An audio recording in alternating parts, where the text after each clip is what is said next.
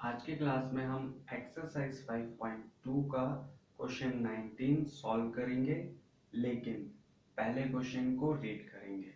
Okay, तो question हमारा ये कहता है, Subba Rao started work in 1995 at an annual salary of ₹5,000 and received an increment of ₹200 each year.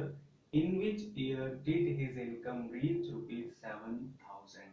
मतलब ये कि सुब्बा राव ने जब काम करना स्टार्ट किया था तो फर्स्ट ईयर में उनकी सैलरी 5,000 थी, लेकिन हर साल उनकी सैलरी में इंक्रीमेंट हुआ 200 रुपए का, और ऐसे करते करते करते उनकी इनकम जो है वो 7,000 तक पहुंच गई। लेकिन हमसे ये पूछा गया है कि जब उनकी इनकम 7,000 तक पहुंची तो इन विच ईयर, यानी वो कौन सा ईयर था या कौन सा ईयर है जिसमें 7,000 तक उनकी इनकम पहुंच गई।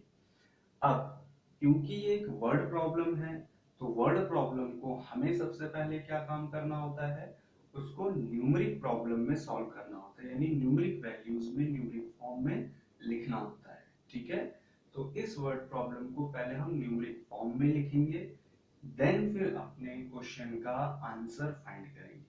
ठीक है, तो क्योंकि एक्सरसाइज 5.2 है और वर्ड प्रॉब्लम है तो सबसे पहले हमें क्या करना है, एपी बनानी है। और एपी बनाने के लिए हमें जो क्वेश्चन में पॉइंट्स गिवन है उन्हीं पॉइंट्स का यूज करना है। तो सबसे पहले हम लोग अपनी एपी लिख लेंगे।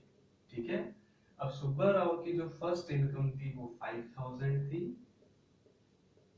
अब उनकी जो सेकेंड ईयर की इनकम थी वो 200 इंक्रीज हो गई थी।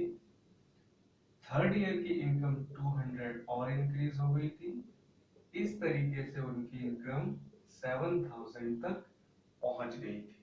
ठीक है, तो इस वर्ड प्रॉब्लम की जो न्यूमेरिक फॉर्म है वो कुछ इस तरीके से बन जाएगी। अब क्योंकि ये एक एपी है तो एपी में हमारे पास चार चीजें होती हैं। कौन कौन सी? सबसे पहले ए जो कि है 5,000, डी जो कि गिवन है 200, डायरेक्ट भी लिख सकते हैं, अदरवाइज फॉर्मूले से भी लिख सकते हैं। ठीक है, बात सेम है, बट फॉर्मूले से लिखोगे तो ज्यादा अच्छा रहेगा। उसके बाद एन, क्योंकि इन विच ईयर, कौन से ईयर में उनकी इनकम 7,000 हुई, यही तो पता लगाना है। तो इट मींस एन हमें गिवन नहीं है और 7,000। अब इस एपी में हमारी लास्ट टर्म क्या है, 7,000, तो एन हो जाएगी हमारी 7,000। ठीक है, अब ये चार वैल्यूज आ गई, चार टर्म्स आ गई। अब इसके बाद हम अपना फॉर्मूला अप्लाई करेंगे, देन वैल्यू को फाइंड कर लेंगे। ठीक है, hence an equals to a plus n minus 1 d। an है 7,000, a है 5,000, n हमसे पूछा गया है और d है हमारा 200। ओके, अब 5,000 इधर ले आएंगे, इसको इन दोनों से मल्टीप्लाई कर लेंगे। 200n माइनस 200, ये सॉल्व हो गया तो 2000। 200 इधर ले आएंगे तो ये हो गया 200, 200n तो ये हो गया 2200। अब 200 को नीचे शिफ्ट कर दिया, एंड डबल जीरो से डबल जीरो कैंसिल और ये इससे कैंसिल, तो ये आ गया n हमारा 11, यानी 11th